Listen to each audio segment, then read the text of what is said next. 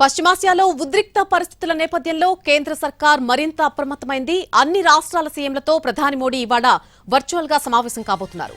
సాయంత్రం 6:30 గంటలకు video conference ద్వారా మాట్లాడతారు.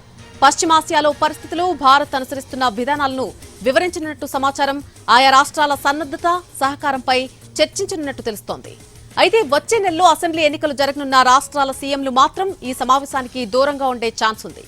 ఆయా రాష్ట్రాల ప్రధాన కార్యదర్శులతో కేబినెట్ సెక్రటరీ ప్రత్యేకంగా సమావేశమవుతారు.